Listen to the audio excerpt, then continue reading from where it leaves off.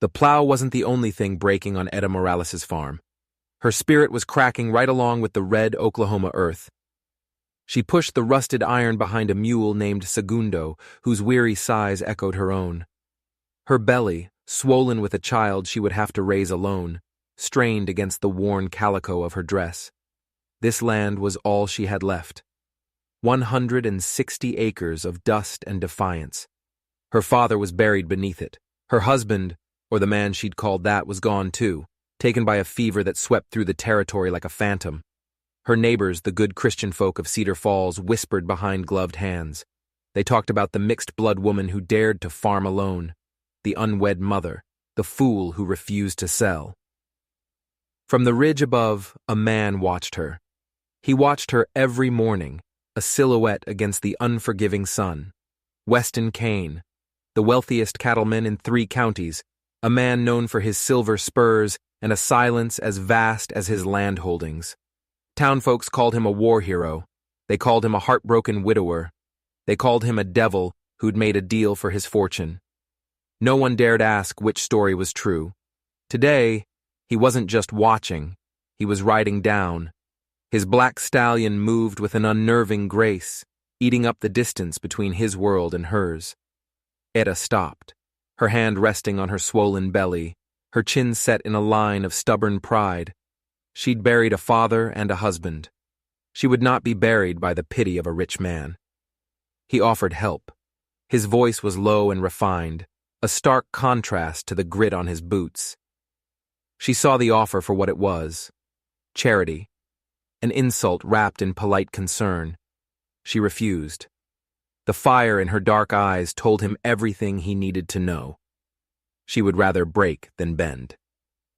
But what happens when a woman who's lost everything meets a man who is desperate to find redemption? What happens when pride comes face to face with a past that won't stay buried? Before we dive into this story of dust, secrets, and survival, let us know in the comments where you're watching from. And if you believe in the power of the human spirit, make sure you're subscribed, because what's coming next is a storm you won't see coming. The morning sun cast long shadows across the Morales homestead. The weathered frame house had stood against Oklahoma's harsh winds for nearly 2 decades, a testament to her father's grit. Etta stood at the kitchen window, cradling a cold cup of chicory coffee, her gaze fixed on the horizon. This land, this unforgiving patch of red earth, was her inheritance. A dream her father, Diego Morales, had claimed with a government deed and hands calloused from work, not war. That deed was now in a tin box beneath her bed. Diego's name was written in careful script, a proud declaration that a man with Spanish blood could carve a place for himself in this new world. It was proof. It was a promise. Etta's reflection stared back from the glass. She had her father's stubborn chin and her mother's gentle eyes, a combination that made for a complicated heart. At 24, she was a widow before she'd ever truly been a wife. The baby inside her was all that was left of Thomas Whitfield, a handsome drifter who'd stayed just long enough to plant his spring wheat and a seed in her belly before the fever stole his future. Cedar Falls was 3 miles south, close enough for supplies, far enough to muffle the whispers that clung to her like burrs. She knew the looks, the tight-lipped smiles from the church ladies, the way shopkeepers' eyes would flick to her belly then away, as if her condition were an affront to public decency. The mixed-blood woman, the unwed mother, the stubborn girl who wouldn't sell. Mrs. Patterson, the owner of the general store and the town's self-appointed moral compass, had made her position clear. "A shame about your situation," she'd said last week, her voice dripping with the kind of sympathy that curdles on the tongue. "A woman in your condition ought to have family. Perhaps it's time to consider more practical arrangements." Etta knew what practical arrangements meant. Sell the land to the bank for a pittance. Disappear. Become another nameless, faceless woman in a bigger town where no one asked about a baby with no father. The thought made her stomach clench with a fury so hot it nearly scorched her throat. The sound of hoofbeats pulled her from her bitter thoughts. A lone rider, The silhouette was unmistakable. Weston Kane. He sat his black stallion like he was born in the saddle, a king surveying his domain. Even from her window she could see the glint of silver on his spurs, the fine cut of his coat. He was wealth. He was power. He was everything she was not. For 3 weeks he'd been a fixture on that ridge, a silent observer. He never approached, never waved, just watched with an intensity that made the hair on her arms stand up. The women in town spoke of him in hushed, fearful tones, owned more land than any man had a right to. Some said he'd won it in a card game with the devil himself. Others whispered he'd made his fortune in the war, but the things he'd done to earn it were too dark to speak of in the light of day. Now, he was riding directly toward her house, not watching from a distance, coming for her. Etta set her coffee down with a sharp click. She stepped onto the porch, her worn boots thudding against the weathered planks. She would meet this head on. She straightened her spine, one hand protectively on her belly, and waited. Weston reined in his horse at the edge of her yard. His eyes, a startlingly pale blue, swept over her homestead. It wasn't a casual glance. It was an assessment. The calculating gaze of a man accustomed to weighing the value of things. He was younger than she'd thought, maybe 35. His face might have been handsome, if not for the hard lines etched around his mouth and eyes, lines that spoke of a life that hadn't been easy, despite the money. "Miss Morales," he said. He touched the brim of his hat, a gesture that was polite but not deferential. His voice was a low drawl, softened by an education her own father could only have dreamed of. "Mr. Kane." Her tone was ice. "You're a long way from your own land." A ghost of a smile touched his lips. "Not so far. My property runs right up to your eastern boundary." He gestured toward the ridge, the very ridge where he'd been watching her. "I own everything from here to the Canadian River." The casual statement of his immense wealth was meant to intimidate. It was meant to put her in her place. Etta's jaw tightened. Her 60 acres felt like a postage stamp next to his kingdom. "Then you'll understand why I need to get back to my work," she said, turning away. "The fields won't plow themselves." "That's what I came to discuss." He swung down from his horse with a fluid grace that spoke of contained power. He didn't bother to tie the reins. The horse stood, perfectly still, a testament to its training, a testament to its master. "I've been watching you," he said, his voice closer now. "Working that field with that tired mule and that old plow. It's hard labor for any man. For a woman in your condition." Heat flooded her cheeks. "My condition is not your concern." "Maybe not, but common decency is." He moved closer, and she caught the scent of clean leather, fresh air, and something else. Bay rum, maybe. A scent that spoke of money, of a life lived in barbershops and fine hotels, not dusty fields. "I have men, good workers. I could have your fields plowed and planted in 2 days. You wouldn't have to lift a finger." The offer hung in the air, a beautiful, tempting poison. It was everything she needed. It was everything she couldn't accept. The pride that had been her shield, and her sword rose up, sharp and ready. "I don't need your charity, Mr. Kane." "It's not charity, it's business." His eyes held hers, steady and unblinking, a predator's gaze. "You need your fields plowed. I need—" He paused, and for the first time, she saw a flicker of something other than confidence in his face. It looked like uncertainty. "I need to know that good land isn't going to waste." "My land isn't going to waste." "No," he conceded, his eyes sweeping over the half-plowed field. "But it's not reaching its potential.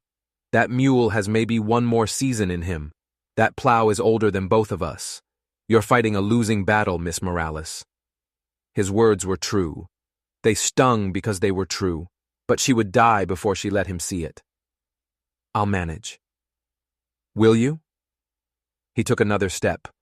He was so close now she had to tilt her head back to meet his gaze. "What happens when the baby comes? You plan on plowing with an infant strapped to your back?" The question hit her like a physical blow. It was the very fear that haunted her sleepless nights, the terror she pushed down with every heave of the plow. That's my concern. It doesn't have to be. His voice softened, taking on a persuasive quality she hadn't expected. It was dangerous, more dangerous than his anger. Let me help, Miss Morales. No strings, no expectations, just neighbors. Neighbors. The word was absurd. He owned half the territory. She was clinging to a tiny patch of it by her fingernails. They weren't neighbors. They were a king and a peasant. She searched his face, looking for the pity, the condescension.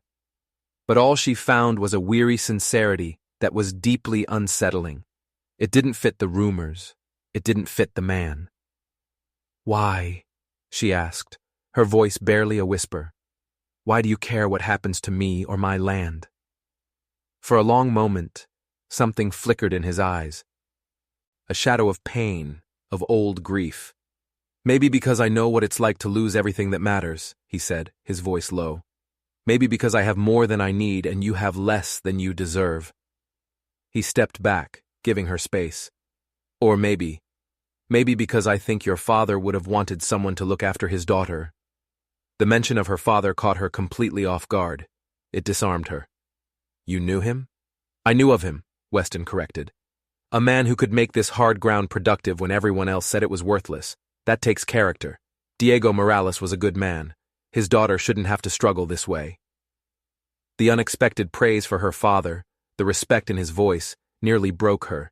She wrapped her arms around her belly, feeling the restless kick of her child.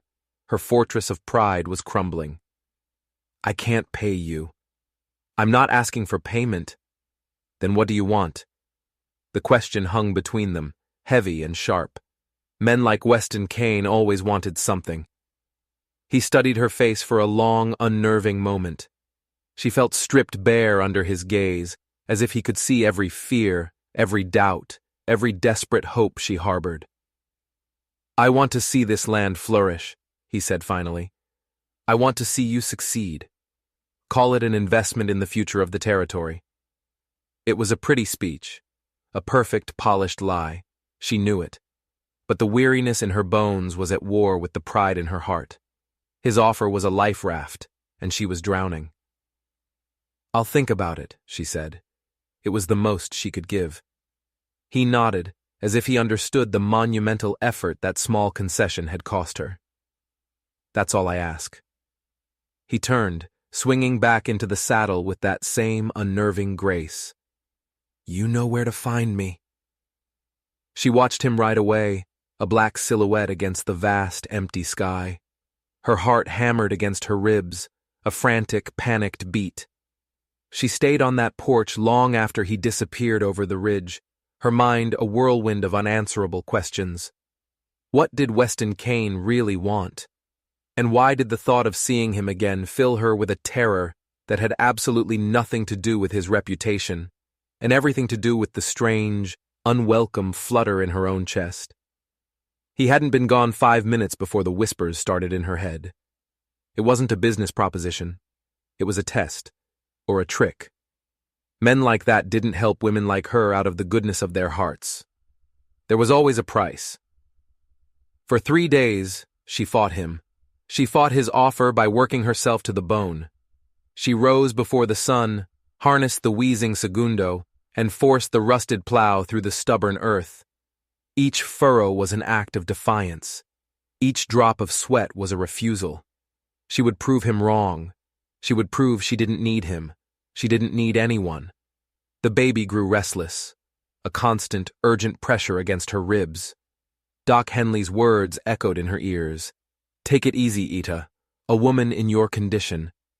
But what choice did she have? The planting season waited for no one. Every day she lost was a meal stolen from her child's mouth come winter. On the 4th morning, the world turned against her. The heat rose from the ground in shimmering, distorted waves. The sky was a brassy, unforgiving bowl. She'd barely made it to the middle of the field when a pain, sharp and blinding, shot through her lower back. It wasn't the familiar ache of hard labor. This was different. This was a warning. She gripped the plow handles, her knuckles white, and squeezed her eyes shut, waiting for it to pass. It didn't pass. It intensified. It wrapped around her sides like a band of hot iron, squeezing the air from her lungs. "Easy, Segundo," she gasped.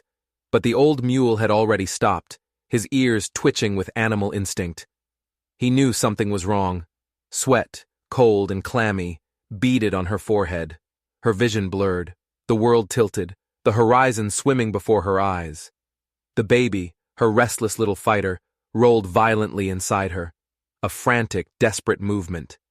And then, just as suddenly, it went still. Too still. That was the moment terror, stark and absolute, seized her. The pain was one thing. The silence from within was another. She tried to take a step, to turn back toward the house, but her legs gave out from under her. The world spun, and she was on her knees in the freshly turned dirt, the plow handles slipping from her grasp. Panic clawed at her throat. She was alone, utterly alone. No neighbors close enough to hear a scream. No one would even think to check on her for days. She was going to lose this baby, here, in the dirt her father had loved. Then, through the haze of pain and the shimmering heat, she heard it, the frantic, desperate pounding of hoofbeats. A rider coming not at a canter but a full, reckless gallop. A black horse, a familiar silhouette moving like a bolt of lightning across the field, Weston Kane. He rode like a man possessed, his face a mask of grim urgency. He was off his stallion before it had even skidded to a halt, dropping to his knees beside her in the dirt. The controlled, wealthy cattleman was gone. In his place was a man with stark fear in his eyes. "What happened? Are you hurt?" His voice was sharp, demanding. She tried to speak, to tell him about the baby, but another wave of pain crashed over her, stealing her breath. She doubled over, one hand clutching her back, the other cradling her silent, terrifyingly still belly. "The baby," she managed to whisper, the words ripped from her throat. "It stopped moving." She saw the color drain from his face beneath his tan. Without a word, without a moment's hesitation, he scooped her into his arms. He lifted her as if she weighed nothing, his strength a shocking, solid reality against her pain. "We're getting you to Doc Henley, now." "Segundo," she protested weakly, her mind clinging to the practical. "The plow."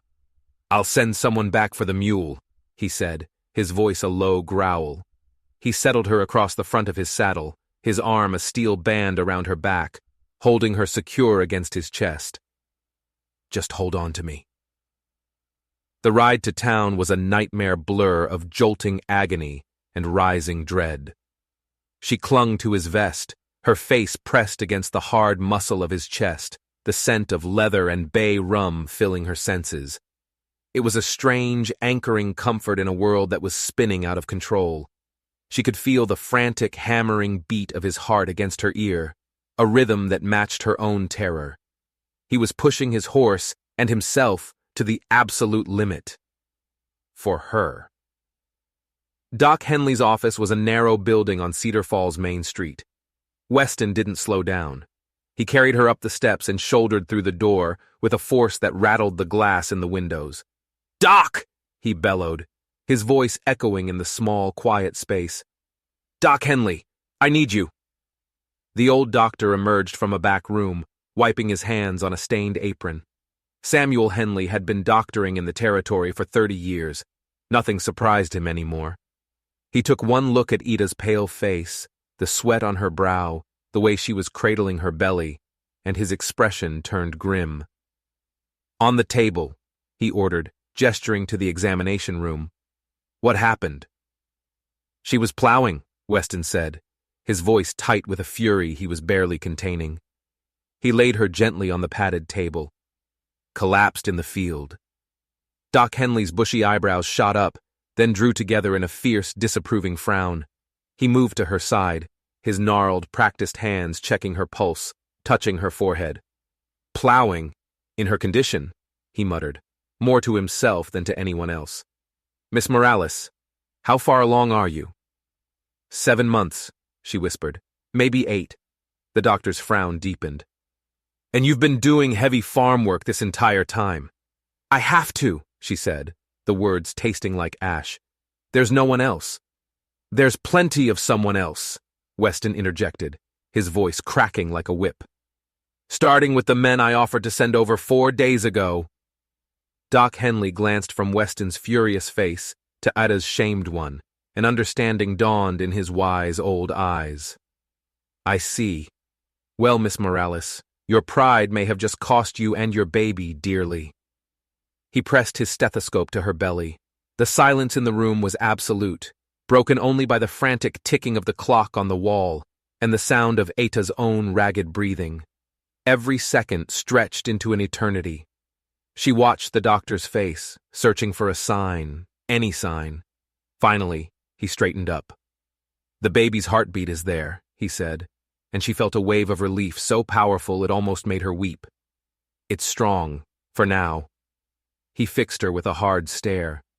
But you've put yourself into early labor. The contractions have stopped for the moment, but that's just a temporary reprieve. If you put any more strain on your body, you will deliver this child months too soon. And out here, a baby born that early. He didn't need to finish the sentence. They all knew what it meant. The words hit her harder than the pain. A premature baby, a tiny, fragile life trying to survive in this harsh, unforgiving place. It was a death sentence. What do I do? She asked, her voice trembling. Complete bed rest, he said, his tone leaving no room for argument. And I mean complete. No work, no lifting, no stress. You stay off your feet for the next month at a minimum. Longer if I have my way. That's impossible, she breathed. The fields, the planting. The fields can wait, Weston said, his voice firm, final. Your baby can't. Doc Henley nodded. Mr. Kane is right. You have a choice to make, Miss Morales. You can risk your child's life for the sake of some plowed ground, or you can accept help when it's offered. She closed her eyes, tears of frustration and fear finally spilling over, tracing hot tracks through the dust on her cheeks. Everything her father had built, everything she had fought for. It would all turn back to dust if she couldn't get a crop in the ground. But the alternative, losing this child, it was unthinkable. It was a pain she knew she would not survive. How much will this cost? She asked quietly, opening her eyes to meet the doctor's gaze. We'll worry about that later, he said gently. I'll handle it, Weston said before she could even form a protest. Whatever she needs, whatever it costs. The casual way he dismissed a sum that would represent a year's income for her was another reminder of the vast, uncrossable gulf between them. Shame burned through her, hot and bitter. I don't want your charity. It's not charity, he said, his voice softer now, but no less intense. He was looking at her, and only her. It's an investment, in the future. Whose future?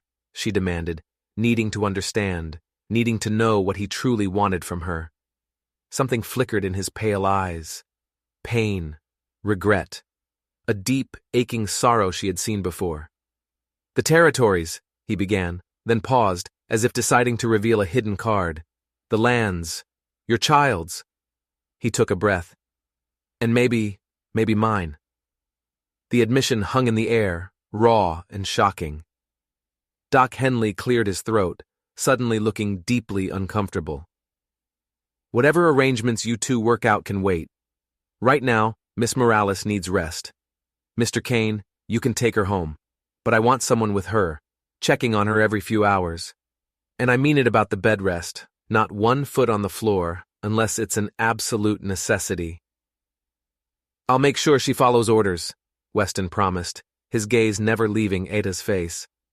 I don't need a nursemaid, she protested, her voice weak but still defiant.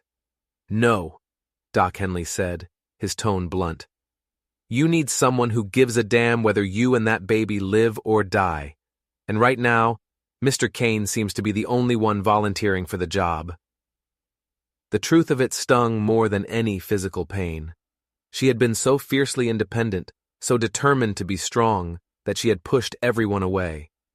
And now, in her moment of greatest need, the only person standing by her side was a stranger. A rich, powerful stranger with secrets in his eyes. As Weston helped her down from the table, his touch surprisingly gentle, she saw it again. A thin gold chain glinting against his vest, disappearing beneath the fabric of his shirt. He wore something hidden, close to his heart, a secret, a memory. "Thank you," she said as they stepped out into the main street of Cedar Falls. The word felt small, inadequate. "For what?" he asked. "Finding you? Bringing you here?" "For being a decent human being," she whispered. He helped her onto his horse, his strong hands guiding her with a sureness that was both terrifying and comforting. His expression softened, the hard lines around his eyes easing for just a moment. "Don't thank me yet, Mrs. Kane," he said, his voice a low murmur. Her head snapped up. What did you call me?" A slow, deliberate smile spread across his face, a smile that didn't quite reach his eyes. "Just practicing," he said. "We've got a lot of arguing ahead of us before this is over."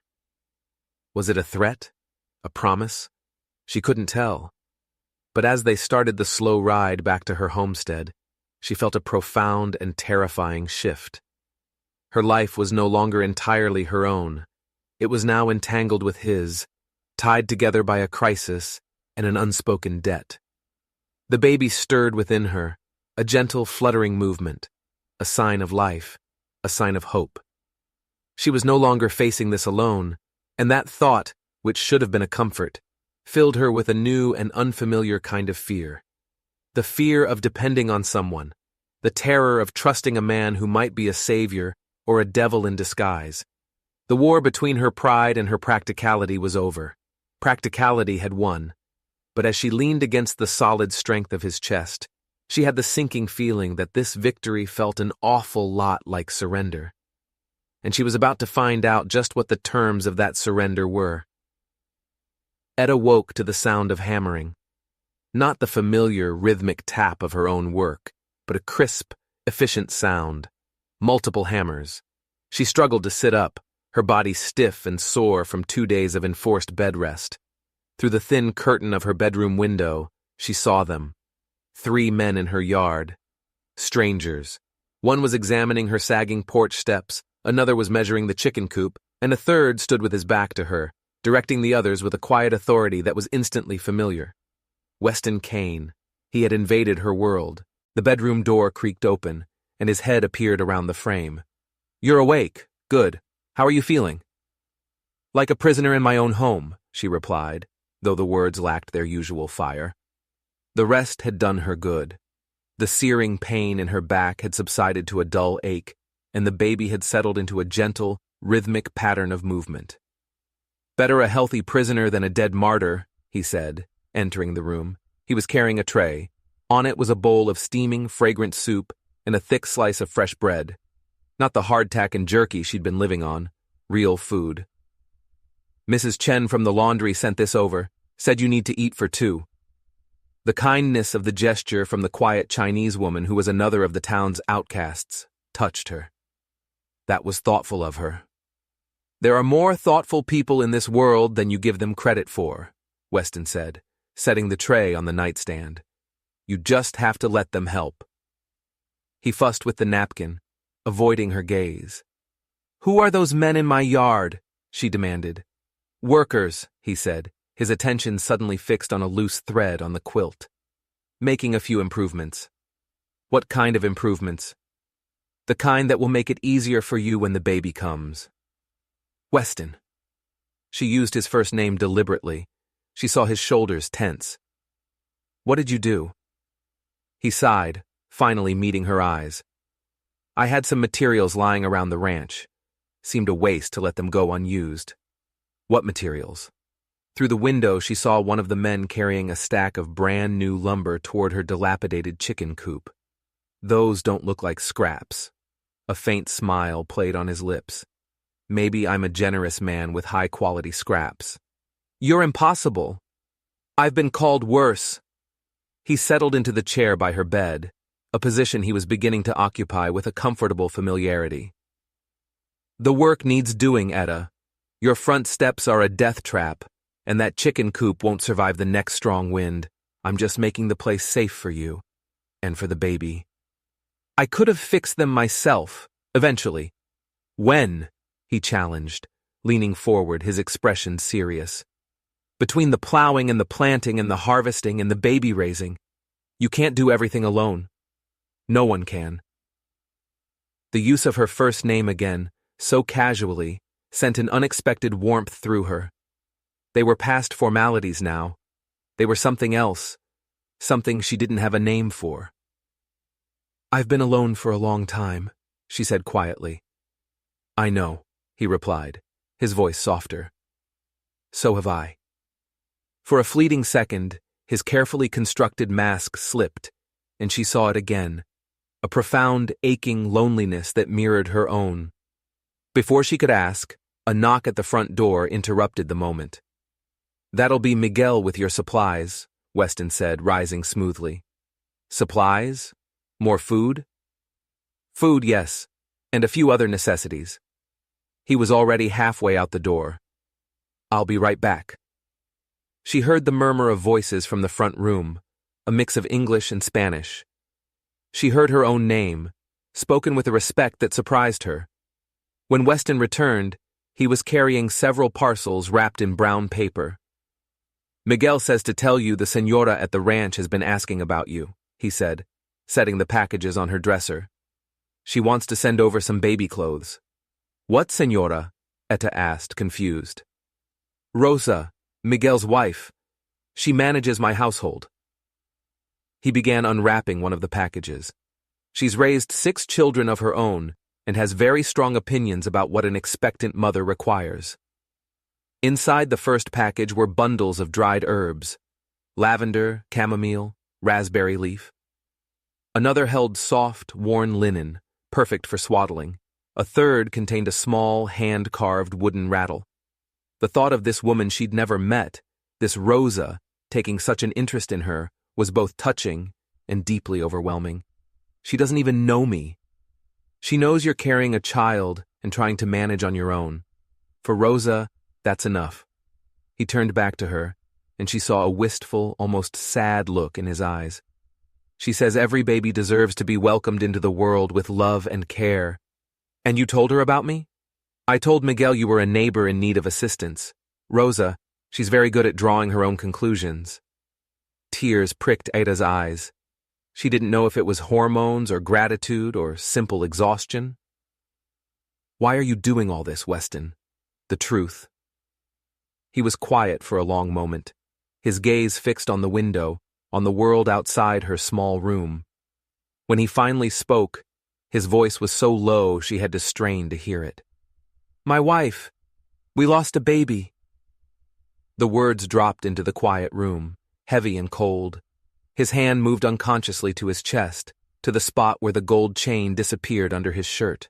It was early in the pregnancy, but late enough that we'd already started making plans, picking out names. His voice was rough with unshed grief. The doctor, he said if she'd had better care, if she'd rested more instead of trying to keep up with all the work of starting the ranch, it might have turned out differently. The confession was a bridge, built of pain, spanning the distance between them. Understanding flooded through her. I'm so sorry. It was a long time ago. But the raw agony in his voice said otherwise. Margaret, my wife, she died 2 years later from a fever. We never got another chance. Is that what you wear around your neck? She asked softly, realizing the intimacy of the question only after it was spoken. Her ring?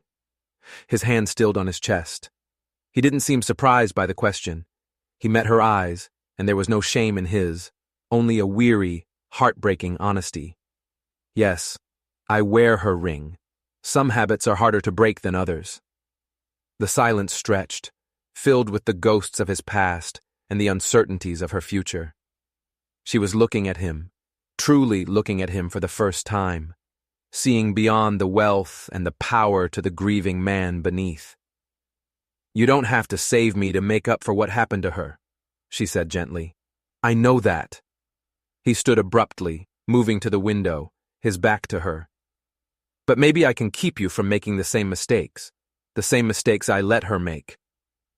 The self-recrimination in his voice was a knife to the heart. I had the money for the best doctors, the finest care, but I was too proud, too stubborn. I thought I knew best. And now you think you can fix it by fixing my porch and buying me herbs? Maybe. He turned back to her, his face a mask of vulnerability she had never seen before. Or maybe I just can't stand by and watch another good woman fight a battle she's bound to lose when I have the means to help. Does it matter why, Etta, as long as the help is genuine? She considered his question. Her pride was a fortress, but its walls were crumbling. Her independence was her identity, but it was also killing her. What mattered more, her stubbornness or the life of her child? No, she said finally. I suppose it doesn't. Relief washed over his features, so profound it was almost painful to watch. Good, he said, his voice thick with emotion. That's good. He gestured to the remaining packages on the dresser. Rosa also sent seeds for a kitchen garden. She was horrified you didn't have one. Apparently no proper household should be without fresh vegetables and herbs. Despite everything, a small laugh escaped her. She sounds formidable. She is, he said, a genuine smile finally reaching his eyes. You'll like her. He moved to the door, then paused. Those seeds are special, heirloom varieties. They'll produce plants you can save seed from for next year, and the year after that. He was giving her more than just help for today. He was giving her a future. After he left, Etta carefully unwrapped the seed packets. Tomato, squash, beans, peppers. Tucked inside was a handwritten note from Rosa, with detailed instructions in careful Spanish on planting times and care. It was a gift of time, of thought, of profound kindness from a stranger. Holding the small, precious seeds, she felt their weight, their promise. And she realized something. Accepting help didn't have to mean surrender. It didn't have to mean she was weak. Maybe it just meant she was finally strong enough to admit she couldn't do it alone. Outside, the sound of hammering continued, but for the first time, it didn't sound like an invasion. It sounded like progress. It sounded like hope. Perhaps hope, like a seed, just needed the right conditions to take root. And maybe, just maybe, this harsh, unforgiving land was about to get a little bit softer. The cradle sat in the corner of her bedroom, an unfinished promise carved from oak.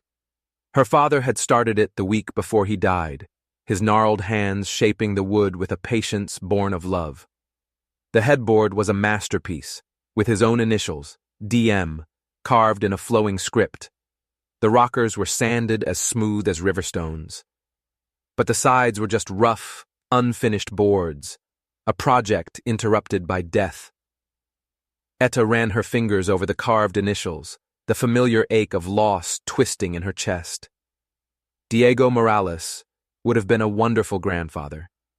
He would have rocked his grandchild in this very cradle, humming old songs from Mexico.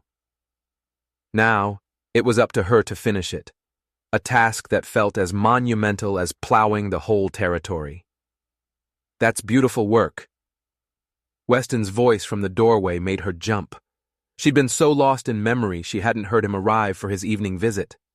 My father made it, she said, her voice thick. 2 weeks of bed rest had restored some of her strength, and the baby's movements were now a comforting, gentle rhythm. He didn't get to finish. Weston knelt beside the cradle, his long fingers tracing the joinery with an expert's touch. These dovetails are perfect. He was a true craftsman. He learned from his father. He said it was important to make things with your hands, things that would last. Her voice broke on the last word. What needs doing? He asked gently. The sides need to be attached and sanded, and there was supposed to be a design. Roses, I think. He drew a sketch, but he never started the carving. Weston looked at the rough boards, then at the sketch lying on a nearby table.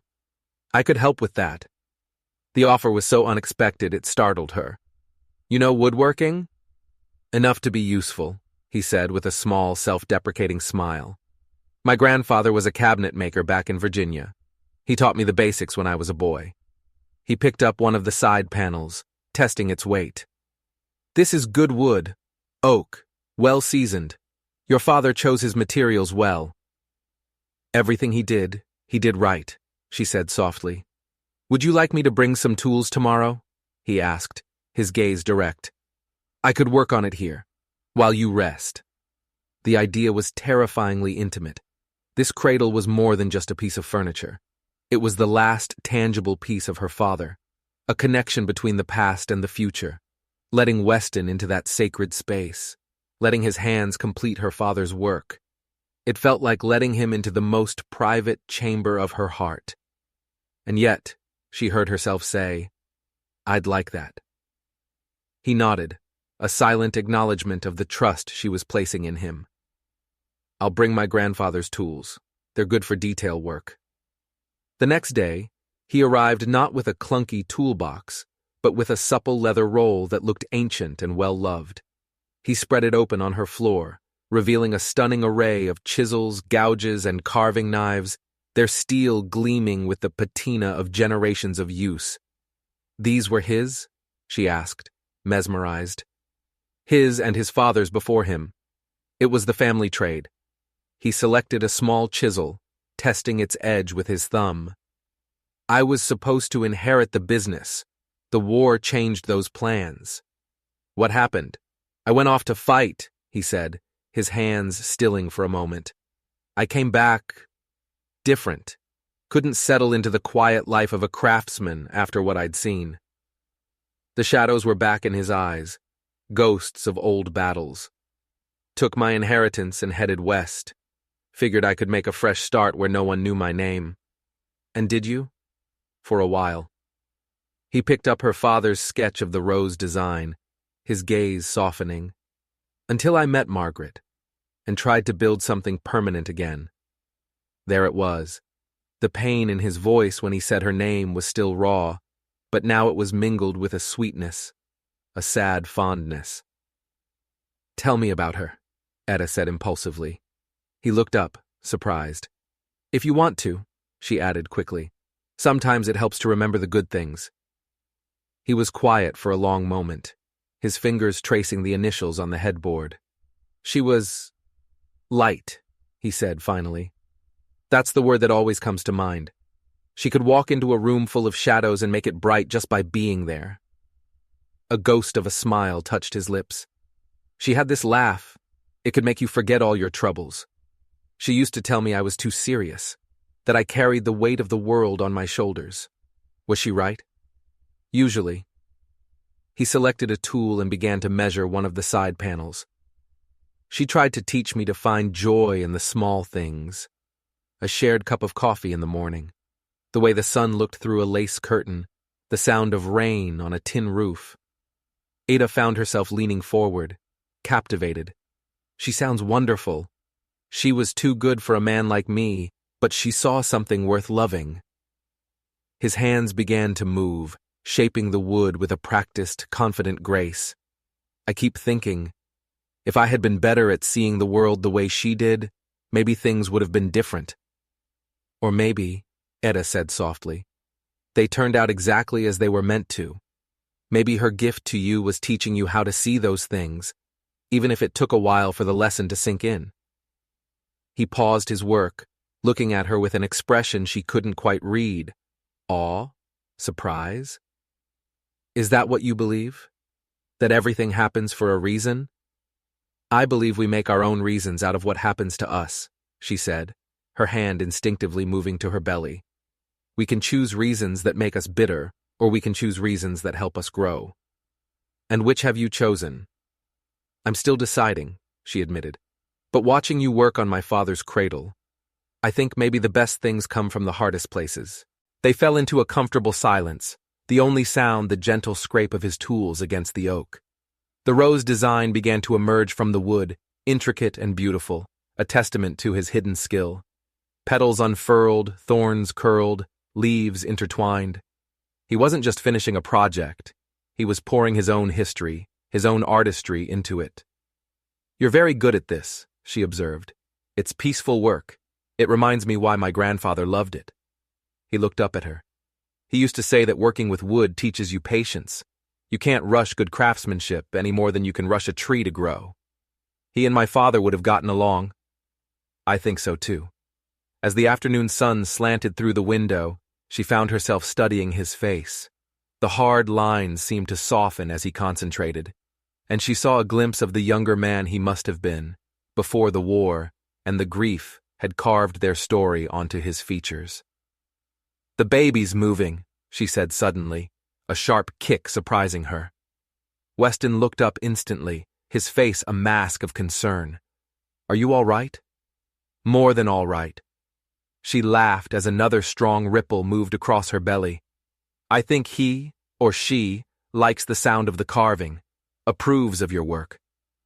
"May I?" he asked, his voice hesitant. His eyes were fixed on her hand, resting on her side. She knew what he was asking. The intimacy of it sent a blush creeping up her neck, but the look on his face, a mixture of wonder and old, deep-seated grief, made her nod. He set down his tools and moved to sit on the edge of the bed. His large, calloused hand hovered over her belly for a moment, uncertain. Margaret, she never got far enough for me to—" His voice trailed off. "Here," Ida whispered, guiding his hand to the spot where the baby was most active. "Just wait." They sat in silence, his palm a warm, solid weight against her. For a moment, nothing happened. Then, a powerful kick pressed directly into his hand. His face transformed. The controlled, wealthy cattleman disappeared, replaced by a man filled with pure, unadulterated wonder. "That's incredible," he breathed. "So strong." "Stubborn," Etta said, her voice husky. "Just like his mother." "His? I just have a feeling it's a boy. He's impatient, ready to take on the world." Another kick, even stronger this time, made them both laugh. "Definitely impatient," Weston agreed, his eyes shining. "Good thing we're almost done with his cradle." The word we hung in the air, a simple pronoun loaded with a world of meaning. Neither of them acknowledged it, but both of them felt it. He went back to his carving, but something had shifted. The cradle wasn't just her father's legacy anymore. It was theirs, a bridge between his past and her future.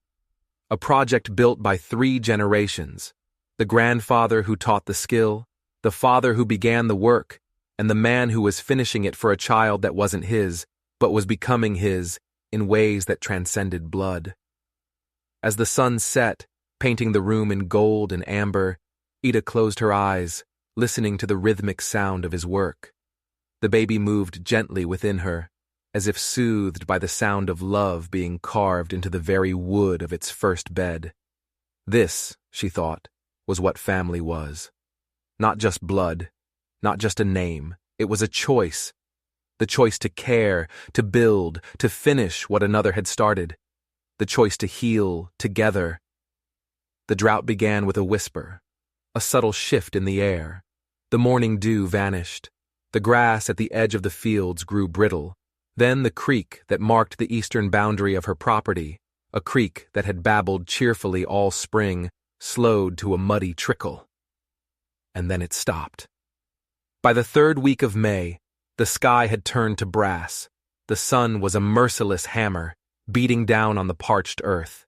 The tiny green shoots in her newly planted field, the ones that had filled her with so much hope, began to curl and brown at the edges. They looked like tiny, dying hands reaching for a rain that would not come. Etta stood at her bedroom window, a prisoner of her own body, watching her future wither and die. Outside, Weston stood in the middle of her struggling field, his hat pushed back on his head, his expression grim. He'd seen this before. He knew what it meant. "How bad is it?" she asked when he came inside, his boots leaving dusty footprints on the floor she had just swept. "Bad enough," he said, running a hand through his dark hair. The gesture, so full of weariness and frustration, made him look younger, more vulnerable. "Your well is holding for now, but it's dropping. Fast. At this rate, you'll be dry in a month." Each word was a nail in her coffin. No water meant no garden, no crops, no way to feed herself and the baby through the long, hard winter. What about the other farms? Same story. Johnson's well went dry yesterday. The Petersons aren't far behind. He came to stand beside her at the window, his shoulder brushing hers. The casual contact sent a familiar, unsettling jolt through her. The cattle are getting desperate. They're starting to wander, looking for anything they can find. Are yours? The springs on my land are deeper, older. They'll hold out longer than most. He paused, and she could feel him choosing his next words carefully. A silence pregnant with meaning. She knew what was coming, and she knew she couldn't accept it. It was one thing to accept his help with repairs, with food. Water was different. Water was life. To accept his water was to become completely, utterly dependent on him. You're going to offer to share your water, she said, her voice flat. I'm going to insist on it, he corrected, his tone leaving no room for argument. Your garden dies, you have no food for winter. Your well goes dry, you have no water for yourself or the baby. This isn't about your pride anymore, Etta. This is about survival. And what do you want in return? The question was sharp, barbed. Every kindness, every gift, was another weight on the invisible scale between them. She was sinking under the debt, and she didn't know how she would ever climb out. He turned to face her, his pale eyes intense. I want you to come and stay at the ranch. The proposal was so outrageous, so unthinkable, that for a moment she couldn't breathe. What? Just until the drought breaks, you'd have your own room, complete privacy. Rosa has been asking about you constantly. And if, he gestured toward her belly, if anything happens with the baby, Doc Henley is only half the distance from my place. Stay at his ranch, in his house, as his, what? His ward, his charity case? The idea was humiliating. And yet, a treacherous part of her, the part that was exhausted and terrified, felt a flutter of profound relief. I can't do that, she said, her voice shaking. Why not? Because people will talk. Because it's not proper. Because I barely know you.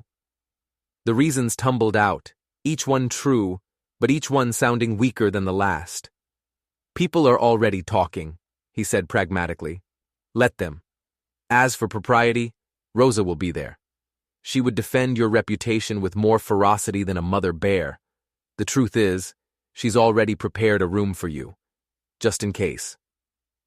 He was one step ahead of her. He was always one step ahead. She's planning to put you to work, actually, he added, a flicker of amusement in his eyes. In her garden.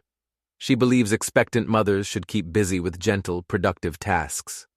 She's particularly proud of her roses. Roses, like the ones he was carving into her father's cradle. The connection was not lost on her.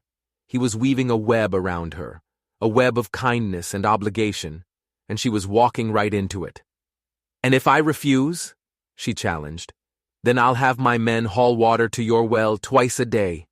Every day, until the rains come, he said, his expression turning serious again.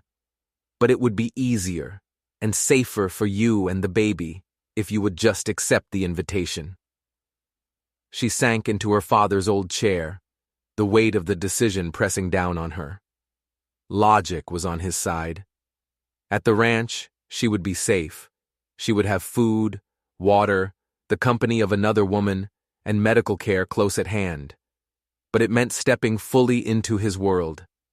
It meant acknowledging that the careful distance she had tried to maintain between them was a fiction. It meant surrender. What aren't you telling me, Weston? She asked suddenly, looking him straight in the eye.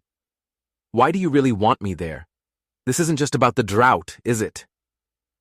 He was silent for a moment, and she saw a flicker of that raw vulnerability he worked so hard to conceal.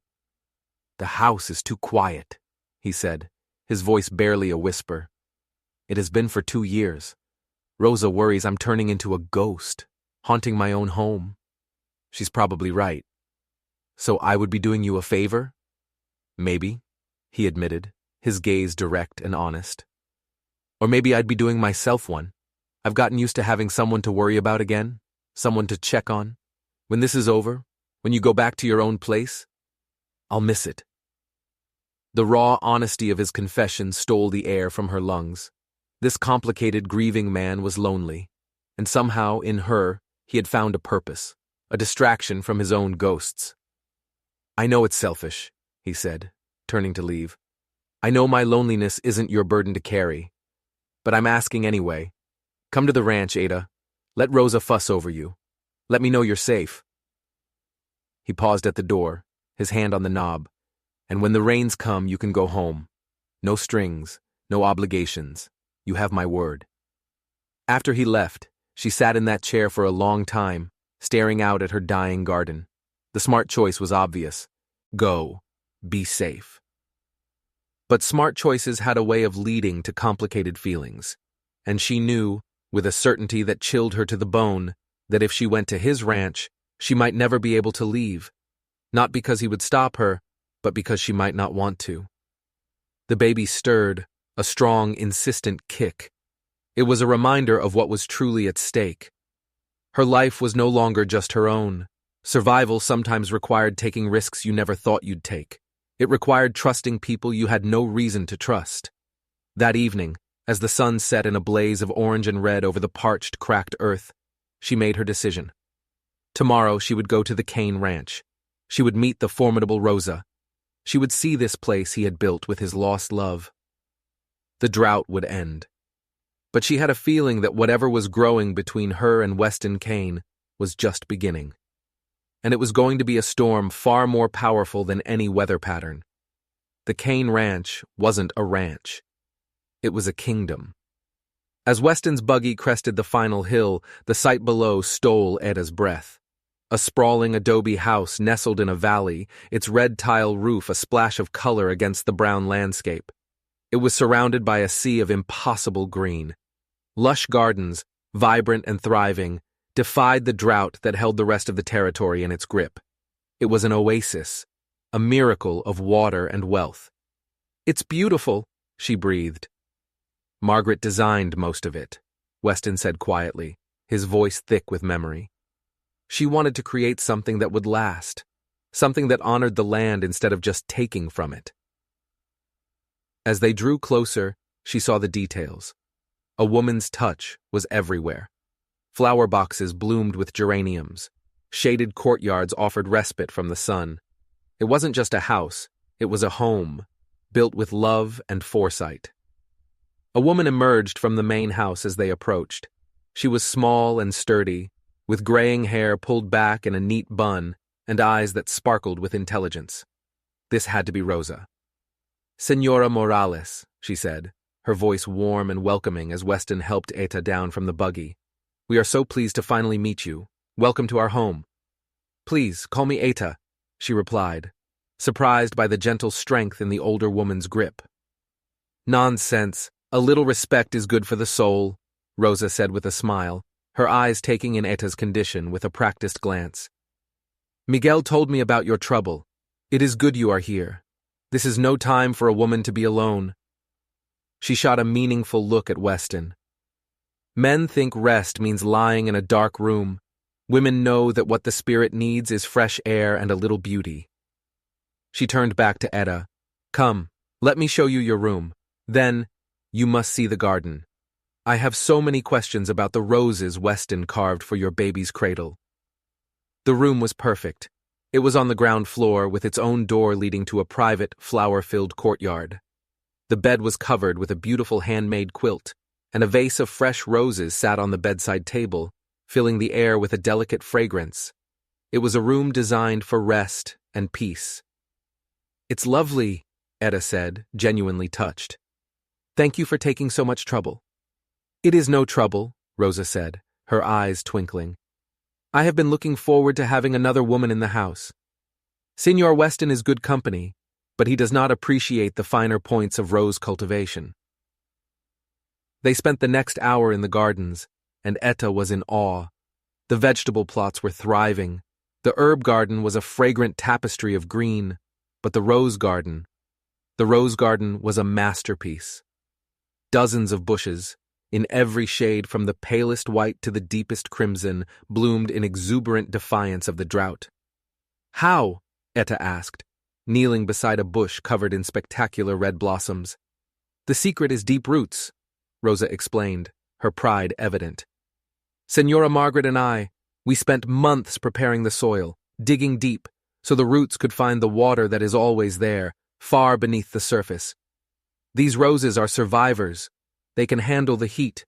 They can handle the wind. They know how to hold on when times are hard." As they sat on a bench beneath a trellis heavy with white roses, Rosa's expression grew serious. "There is something you should know, Ada, about the town." Ada's newfound peace evaporated. "What about the town?" "The gossips. They have been busy." Rosa's voice was laced with contempt. "That woman, Mrs. Patterson from the store, she has been the busiest of all. What has she been saying? Vicious things, lies. Yesterday she refused to serve Maria Gonzalez, simply because Maria spoke up in your defense. She told Maria she would not do business with anyone who supports immoral behavior." The words were a slap in the face. She had known people would talk, but she hadn't realized her presence here could cause trouble for others. "Maybe I should go home," she said quietly. "Absolutely not!" Rosa's voice was fierce. "You let a small-minded woman like that drive you away, and you let her win. You stay here. You hold your head high. You show them their poison has no power over you. But if it's hurting other people, they will learn who their true friends are," Rosa said, her hand closing over Etta's. "And Mrs. Patterson will learn what it means to cross the Kane family. Senor Weston is a quiet man, but his influence runs deep. Her store depends on the business from this ranch. She would be wise to remember that." That night, as Ida lay in the comfortable bed, she felt the full weight of her situation. She was safe, she was comfortable, but she was also trapped. Trapped in a web of obligation, at the center of a town's gossip, and under the protection of a man whose power she was only just beginning to understand.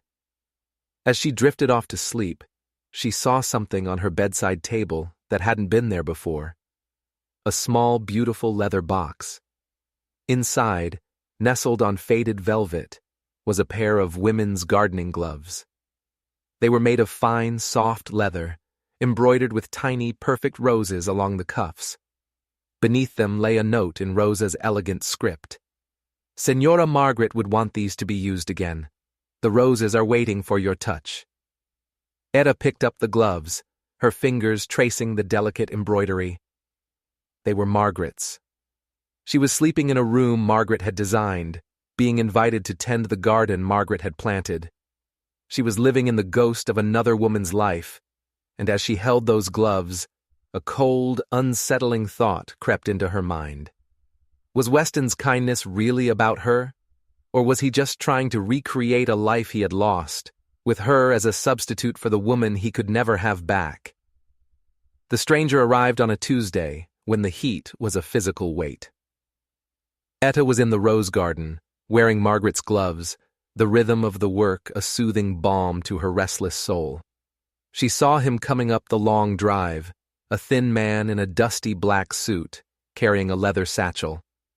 He walked with an air of self-importance that set her teeth on edge.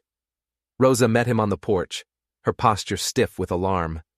A moment later she called out, her voice tight and unnatural. "Etta, could you come inside, please? There's someone here to see you." The man's pale, watery eyes swept over her as she approached, lingering on her swollen belly with clear disapproval. "Miss Morales, I presume," he said, his voice as dry as the dust on his boots. "My name is Jeremiah Blackwood. I represent the Territorial Land Office." Weston appeared at that moment, drawn from his study by the voices. His face darkened when he saw Blackwood. A muscle in his jaw began to tick. "Blackwood," Weston said, his voice a low growl. "What brings you all the way out here?" "Official business, Kane," Blackwood replied, a smug little smile playing on his thin lips. "Nothing that concerns you." "Anything involving Miss Morales concerns me," Weston said, his voice dangerously quiet. "She is a guest in my home." "How convenient," Blackwood sneered. "Perhaps you'd both better sit down. This might take a while." They gathered in Weston's study, a room lined with books and maps of his vast holdings. Blackwood spread his papers out on the massive oak desk, like a predator laying out its instruments of torture. "Now then," he began, adjusting his spectacles. "The Morales homestead, 160 acres, claimed under the Act of 1862 by one Diego Morales, a Mexican national who claimed citizenship through his marriage to an American citizen, Elena Patterson." "My mother," Etta said quietly. "Yes, so the papers say," Blackwood continued. "But that's not the issue. The issue is this." He produced a folded document, the paper newer than the rest. He slid it across the desk. Etta leaned forward. Her heart stopped. It was a marriage certificate. The names, written in faded ink, were Thomas Whitfield and Etta Morales. It was dated 8 months ago. "Where did you get this?" she demanded, her voice shaking. "From the county records office in Guthrie," Blackwood said, clearly enjoying himself. "Filed 3 weeks ago by a concerned citizen, someone who felt the authorities should be aware of certain irregularities." Weston snatched the paper, his face a thundercloud. "This is a forgery." "Is it?" Blackwood raised an eyebrow. "The signatures look quite authentic, especially the witness." He tapped a name at the bottom of the page. Janet Patterson. Mrs. Patterson. The blood drained from Ida's face. The whispers, the insult. It had all been leading to this. This was not just gossip. This was war. "This is ridiculous," Weston snarled. "Thomas Whitfield died of fever 6 months ago. I was at his burial." "Indeed," Blackwood said smoothly, "which is what makes this so very interesting. You see, if this marriage is legal, then Miss Morales was a lawfully wedded wife when Mr. Whitfield died. And his property, the homestead he was living on and working, would legally be hers, as his widow."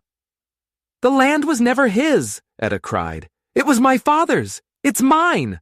"Ah, but that's where it gets complicated," Blackwood said, his voice dripping with false sympathy. "If this marriage didn't take place, then you were never his wife, and the child you are carrying is illegitimate." He let the ugly word hang in the air. "And under territorial law, an illegitimate child has no inheritance rights, which means your claim to your father's homestead is void." The room fell silent. The trap had sprung. It was brilliant in its cruelty. Either way, she was ruined. If the marriage was real, she was living under a false name, her respectability a lie.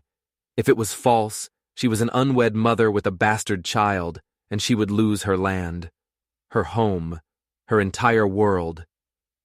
"What exactly are you suggesting, Blackwood?" Weston asked, his voice deadly calm. "I'm not suggesting anything," the man said, gathering his papers. "I'm simply pointing out that there are questions, serious questions about Miss Morales's legal status. The bank, which holds the mortgage on the property, has expressed its concern. They don't like uncertainty." He snapped his satchel shut. "I'm sure you understand." After he left, a heavy silence filled the study. "It's a trap," Etta said finally, her voice hollow. "Obviously," Weston replied, his back to her as he stared out the window. "The question is whether they can make it stick. Mrs. Patterson will swear on a Bible she saw you get married. Who's going to say she's lying?" "I will." "The word of an unwed mother against the wife of the general store owner?" he said grimly. "It's not a fair fight." He turned from the window, his face etched with fury. "And once the bank has a reason to question your title, they can foreclose. They can take the land, regardless of whether your payments are current." "There has to be something we can do," Rosa said, her face pale with anger. "There is," Weston said quietly. His eyes met Ida's across the room. "There is one thing we can do, but you're not going to like it." Ida held her breath, a sense of dread creeping over her. "We get married," he said, the words dropping into the silence like stones. "A real marriage, properly witnessed, legally filed. It would establish your name, your status, beyond any question. It would give you the protection of my name, my resources. A marriage, to him, a man she barely knew, a man whose ghost still haunted his house, a marriage of convenience, a business transaction." "It's the only way to be certain, Ada," he said, his voice softer now, persuasive. Whoever is behind this, and believe me, it's not just Mrs. Patterson, she's a pawn, they won't stop. They want your land, and they will destroy you to get it. Why? She whispered. Why is my little piece of land so important? I don't know, he admitted. But someone has been buying up property all along the rail line survey, forcing people out with legal tricks just like this one. You're not the first. You're just the most vulnerable. He took a step closer. Marry me, Etta. Let me protect you. Let me protect the baby. The room felt like it was closing in on her. Her carefully constructed world, her fierce independence, it was all being swept away. She was being forced into a choice she never wanted to make. But as she looked at him, at the raw determination in his eyes, she knew he was right. This was a fight she could not win alone. And then another, more terrifying thought occurred to her. Was this his plan all along? To let her get into a situation so desperate, so impossible, that she would have no choice but to say yes? Was this rescue, or was it the most clever trap of all? The first fat drops of rain began to fall that evening, striking the dusty ground with a hiss. A storm was coming. The long, brutal drought was finally breaking. But inside the quiet sanctuary of the Kane Ranch, a different kind of storm was gathering. Etta stood on the covered porch outside her room, watching the sky darken, the smell of wet earth rising around her. The rain should have been a relief, a blessing. Instead, it felt like a cruel joke. Just as the land was being given a second chance, her own world was being washed away. Rain comes when it comes, Rosa said, joining her on the porch with 2 cups of chamomile tea. We cannot hurry it, and we cannot stop it. People are the same. Sometimes change happens on its own schedule, not ours. They sat in silence for a while, the rhythm of the rain a steady, soothing drumbeat on the roof. Tell me about his war service, Etta said suddenly, the question surprising even herself. The truth, Rosa. If I am going to marry him, I need to know who he is, what he's hiding from. Rosa sighed, her weathered hands wrapped around her warm cup.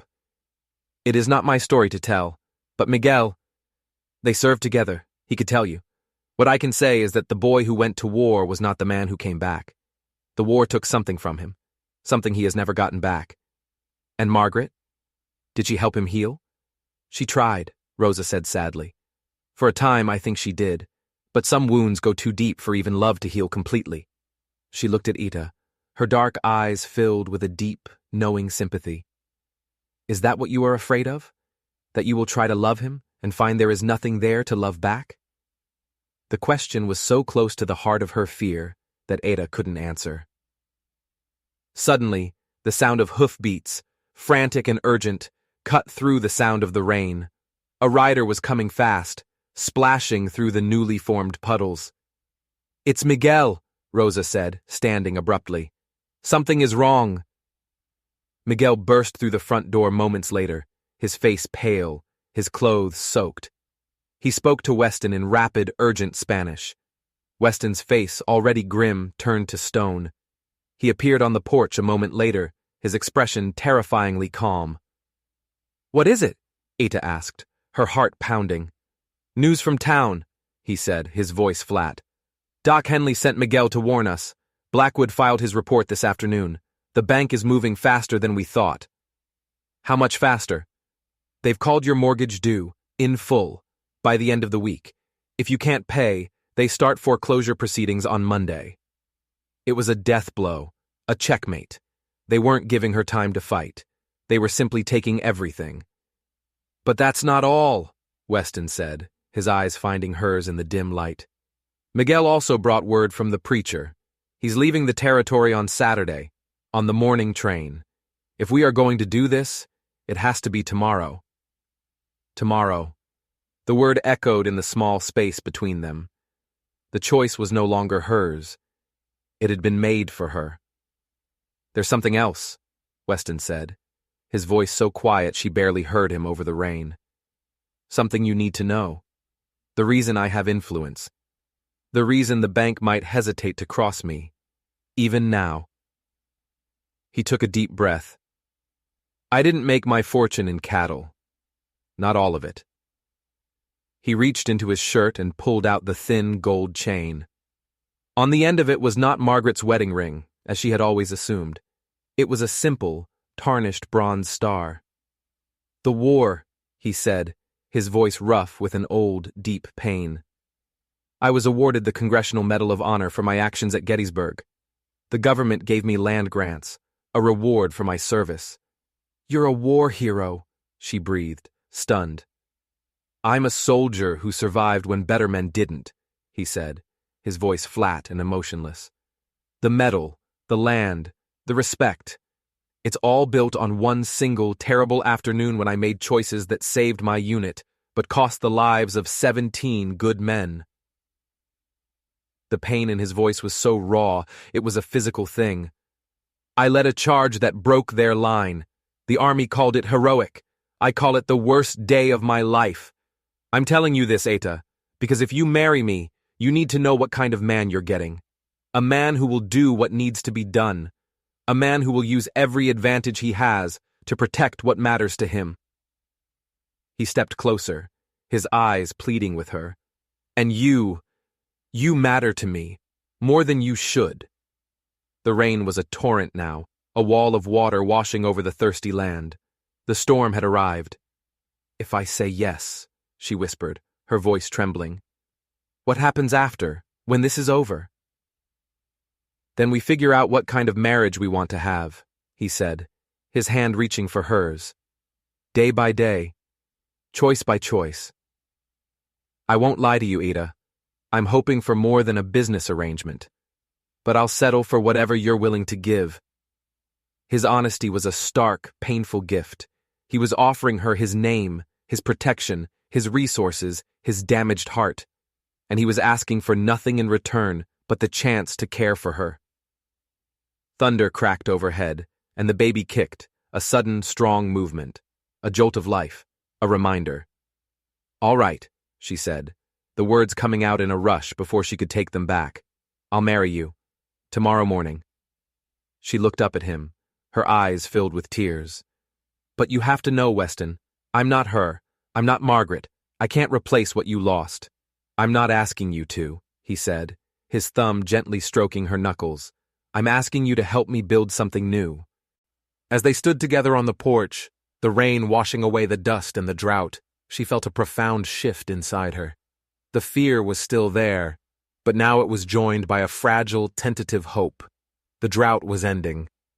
But the real test, the true storm of their lives, was just beginning. Dawn broke gray and weeping. The world outside was awash, the steady drizzle turning the ranch into an island in a sea of mud. It was her wedding day. The thought was so absurd, so surreal, she almost laughed. Rosa helped her dress, her best dress, a deep blue calico that had belonged to her mother, and a beautiful ivory lace mantilla that had been Margaret's. Every bride needs something beautiful, Rosa had said, her eyes sad. Weston was waiting in the parlor. He was wearing a dark suit, his hair still damp from the rain. He looked like what he was, a powerful man about to enter into a contract. His eyes met hers, and for a moment, the businessman vanished, replaced by a man whose expression was a complex mixture of determination, regret, and something that looked terrifyingly like hope. You look beautiful, he said, his voice rough. The witnesses arrived in a somber procession. Doc Henley, Miguel, and a tearful Maria Gonzalez, another ranching couple from a neighboring property. They were here to witness not a celebration of love, but the closing of a loophole. The preacher, a kindly man with a weary face, opened his worn Bible. Dearly beloved, he began, his voice echoing in the quiet, tense room. The familiar words washed over Etta. She had imagined this moment 1,000 times, but always with Thomas, in the little church her parents had been married in. Never like this, never in another woman's parlor, marrying a stranger to save her land and give her child a name. But as she spoke the vows, as she promised to have and to hold, to honor and cherish, she found herself thinking not of the contract, but of the man who had carried her from the field, The man who had patiently carved roses into her father's cradle. The man who wore his grief like armor, but had let her see the wounded heart beneath. "I do," he said, his voice steady and certain, his pale eyes locked on hers. "I do," she whispered, and was surprised by the truth in her own voice. He slipped a simple gold band onto her finger. It was warm from his pocket. It felt heavy, permanent. "I now pronounce you husband and wife," the preacher said. "You may kiss your bride." The moment hung between them, thick with unspoken questions. He framed her face with his hands, his touch surprisingly gentle. The kiss was soft, respectful, a promise of protection, not passion. "Mrs. Kane," he whispered against her lips. The name, her new name, sent a shiver down her spine. It was done. She was his wife. The legal papers were signed on the massive oak desk in his study. As she wrote her new name, Etta Kane, for the first time, she felt the last door of her old life swing shut. That afternoon, after the witnesses had gone, they sat in the parlor, the rain a steady drumbeat on the roof. "So it's over," she said, her voice hollow. "The threat to my land." "The immediate threat, yes," he said. "Your status as my wife gives you a legal standing they cannot easily challenge. But we need to discuss what happens next." "Next? Your homestead," he said, his voice carefully neutral. "You can maintain it as a separate property, or we can consolidate it with the ranch holdings. It's your choice." A pang of loss hit her. Her father's land, her legacy. "I want to keep it." "Of course." He paused. "Though I hope you will consider this your primary home, at least until the baby comes." "Your child should be born here," he added, his voice so quiet she almost didn't hear it. "In his home." His child. The words were a shock. He was not just giving her child a name, he was claiming him as his own. It was a gift of such staggering generosity she couldn't comprehend it. "You really mean that?" "I do," he said, his expression fiercely earnest. "That child will be a Kane. He or she will inherit everything I have. In every way that matters, that child will be mine." Tears she hadn't realized she was holding back began to fall. She had spent months steeling herself for a life of shame and struggle for her child. And now, in a single sentence, this man had erased that future and given them a new one. "Thank you," she whispered. "Thank me by letting me be a father," he said, his hand covering hers. "I know I can't replace Thomas. I'm not trying to. But I want to be something to this child. Something real. He wasn't my husband," she said suddenly, needing him to know the whole truth. "Thomas, we were never married. The certificate was a complete fabrication. You are the first man who has ever married me." "And you," he replied, his voice gentle, "are the second woman I have married. But you are the first I have married with my eyes wide open, knowing that marriage is not about passion, but about partnership, about building something that can weather a storm." "I'm scared," she admitted, the confession a whisper. "Scared of disappointing you, of not being Margaret." "You could never disappoint me," he said, "and I don't want you to be Margaret. I want you to be Ita." He smiled, a small, sad smile. "We are starting this marriage with honesty instead of illusions. Perhaps that is a stronger foundation than most." As the storm raged outside, they sat in the quiet parlor and began the slow, cautious work of getting to know the strangers they had married. He told her about the charge at Gettysburg, the weight of the medal, the ghosts of the men who had died following him. She told him about her father, about his dreams for the land, about the crushing loneliness that had been her constant companion since his death. They were two broken people, drawn together by circumstance, now bound by law. That night, she did not sleep in the guest room. He did not ask, but Rosa, with her quiet wisdom, had moved her things into the master suite. A vast, masculine room dominated by a large four-poster bed. A room that still held the faint scent of Margaret's lavender sachets in the drawers. He slept in a chair by the fire, giving her the bed, a gesture of respect that touched her more than any words of love could have. As she lay in the darkness, listening to the rain and the steady breathing of her new husband, Ida Kane felt a strange and unfamiliar sense of peace settle over her. She was not in love with him. She might never be. But she was safe. Her child was safe. And for the first time in a very long time, she was not alone in the storm. That, she was beginning to realize, was a foundation they could build anything on. 6 weeks after the wedding, the Oklahoma Territory was reborn. The rains had come, gentle and steady, transforming the parched, cracked earth into a vibrant tapestry of green. Etta stood in the garden. Her garden, she was learning to call it, her hands resting on her belly, which was now a prominent, proud globe. The baby was due any day. Her life had changed in ways she was still struggling to comprehend. She was Mrs. Weston Kane, mistress of a vast and prosperous ranch. The whispers in town had not stopped, but now they were tinged with envy and a grudging respect. She was no longer the scandalous unwed mother.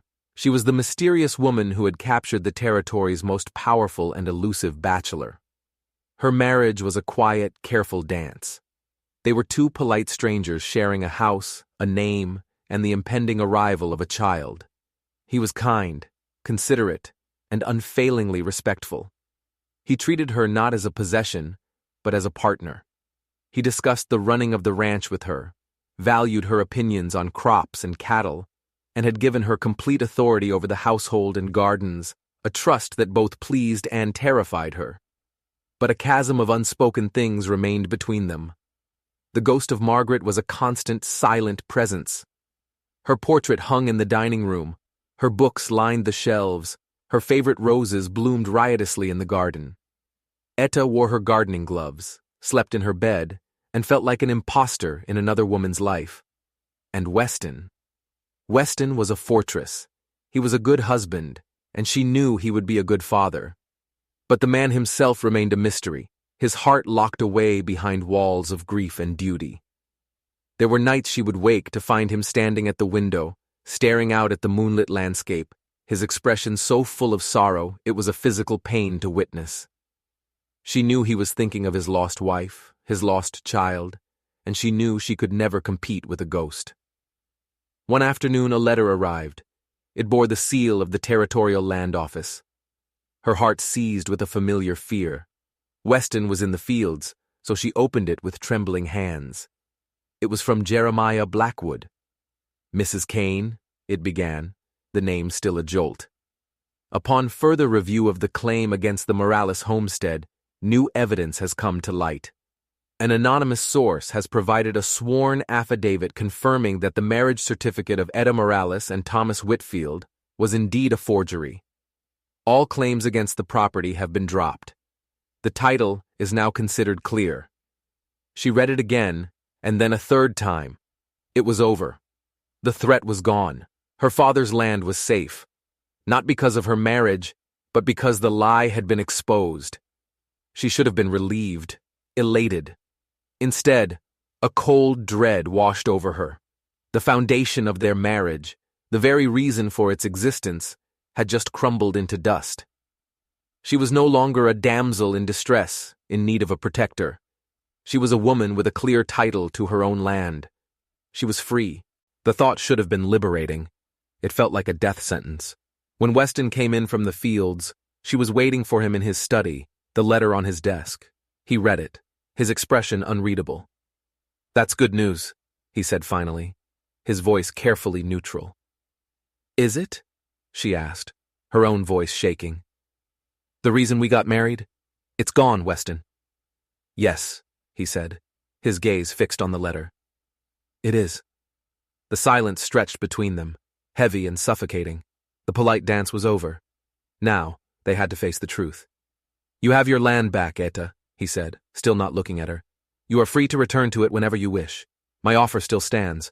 I will provide for you and the child, of course, whatever you need." He was letting her go. Just like he promised. No strings, no obligations. He was an honorable man. And it was breaking her heart. In that moment, the truth crashed down on her with the force of a physical blow. She didn't want to go back to her little homestead. She didn't want to be alone again. She had grown used to his quiet presence, his steady strength, the sound of his boots on the porch. She had come to care for this broken, grieving man more than she had ever thought possible. She had fallen in love with her husband. "I don't want to go," she whispered, the confession torn from the deepest part of her soul. He finally looked up, and she saw a flicker of something in his eyes. Hope? Disbelief? "Etta." "But I can't stay here," she continued, the words tumbling out in a rush of pain and confusion. "I can't live in Margaret's house, sleep in her bed, wear her gloves. I can't spend the rest of my life as a substitute for the woman you truly love. It isn't fair to me. And it isn't fair to her memory." His face hardened, the fortress walls slamming back into place. "This has nothing to do with Margaret." "It has everything to do with her," she cried, her voice rising with a passion that surprised them both. "You look at me, but you see her. You're trying to rebuild the life you lost, and I am just a convenient piece of it. This baby, it's not the child you lost, Weston. I am not the wife you lost. We are real, and we deserve to be loved for who we are, not for who we are not." A sharp, stabbing pain shot through her belly, so intense it stole her breath. She gasped, doubling over, her hands flying to her womb. "Etta!" Weston was at her side in an instant, his face a mask of alarm. It's too soon!" she panted, another wave of pain crashing over her. The baby wasn't due for 2 more weeks. "The baby's coming," he said, his voice grim but steady. He scooped her into his arms, just as he had done in the field all those weeks ago. "Rosa, get the doctor!" The next few hours were a blur of pain and fear. Doc Henley arrived, his face grim. The labor was fast, too fast, violent. Something was wrong. "The baby's in distress," the doctor said, his voice tight. "The cord, it's wrapped around its neck." Etta heard the words as if from a great distance. She was losing her child. After everything, after all the fighting and the fear, she was going to lose this baby. "No," she sobbed, her strength failing. "No." "Weston, I need you," Doc Henley said, his voice sharp. "Hold her. Talk to her. Keep her fighting." Weston's face appeared above hers, his eyes wild with a terror that mirrored her own. He gripped her hand, his strength a lifeline in a sea of pain. "Listen to me, Etta," he said, his voice a fierce, desperate plea. "You are not going to lose this child. Do you hear me? You are the strongest woman I have ever known. You fought for that land, you fought for your independence, and you are going to fight for our son."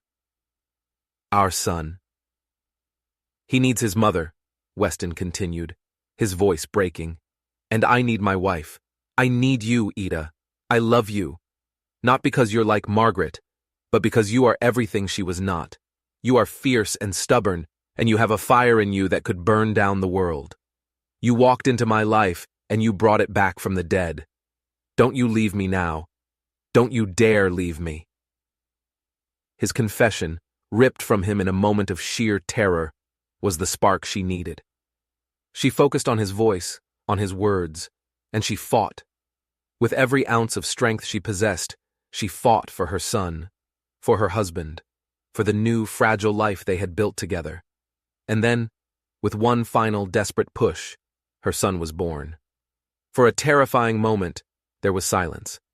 And then, a lusty, furious cry filled the room. He was alive. He was perfect. Doc Henley laid the crying, squirming baby on her chest. He had a shock of black hair, just like his father, and when he opened his eyes, they were the same pale, startling blue as Weston's. But he was Thomas's son. How could that be? The question was a fleeting, confused thought in the haze of her exhaustion and joy. Weston was weeping, his tears falling onto her hand, which he still held clasped in his own. "Daniel," he whispered. "His name is Daniel, after my grandfather." Later that night, as she held her sleeping son, Weston sat by her bed, his face etched with exhaustion and profound relief. "There's something I have to tell you," he said, his voice heavy. Something I should have told you from the beginning. He took a deep breath. Thomas Whitfield was my brother. The world tilted on its axis. Your brother? My half-brother, he corrected. My father had an affair. Thomas was the result. He was a secret. A shame my father kept hidden his whole life. I only found out after my father died. I tried to help him, to give him a place, but he was proud, like you. He wanted to make his own way. He came here looking for work, Weston continued, his voice choked with grief. I told him about this patch of land, told him the woman who owned it was a fighter. He admired that. He admired you. His gaze fell on the sleeping baby. When he died, I felt responsible. I felt I owed him a debt. I owed his child a debt. That's why I was watching you, Ada, not to trap you, to protect my brother's son, my nephew. It all clicked into place, the shared resemblance. Weston's fierce, almost obsessive need to protect her and the baby. It hadn't been about Margaret at all. It had been about his brother, about family. And the letter? She asked. From Blackwood, the anonymous source who cleared my name. That was me, he admitted. I have connections. I hired a man in Guthrie to find the truth, to find who was really behind Blackwood and Mrs. Patterson. He found a witness, a clerk who was paid to file the forged certificate. The man who paid him was Silas Redding. The railroad baron? The same. He wanted your land for a new spur line. It has the only viable river crossing for 50 miles. Your father knew it. That's why he chose that spot. He was smarter than anyone ever gave him credit for. Redding tried to buy him out years ago, but your father refused. When he died, Redding saw his chance. So you exposed him. I did more than that, Weston said, a grim satisfaction in his voice. I used my father's old journals, which detailed his first encounters with Redding and the Medal of Honor, to get a meeting with the territorial governor. Redding's land grants are now under review. He won't be troubling anyone for a very long time. He had fought a war for her, a silent, secret war, using his influence, his money, and his painful past to secure her future. So our marriage, she began, was built on a secret, he finished, but not a lie. Everything I told you, Eta, everything I felt for you, that was real. It is real. I fell in love with you the day you stood on that porch and told me you didn't need my charity. I just didn't know how to tell you without you thinking it was another form of payment on a debt. She looked from her husband's face, so full of love and hope, to the face of her sleeping son, Daniel Kane, her son, their son. I love you, Weston Kane, she said, her voice clear and strong. Not because you saved me, but because you saw me, the real me, and you weren't afraid. He leaned down and kissed her, a kiss that was no longer about protection or politeness, but about a deep and abiding love, forged in secrets and sorrow, and tempered by the fire of survival. The drought was over. The storm had passed. The secrets were out in the open. And in the quiet, peaceful room, a new family, born of tragedy and circumstance, finally began to build their future. Not on the ghosts of the past, but on the unwavering promise of a love that was strong enough to heal any wound and deep enough to last a lifetime. If you were moved by Ida and Weston's story of love, loss, and the fierce fight for family, don't forget to hit that subscribe button. We have a new story every week, and you won't want to miss what's coming next. Thank you for watching.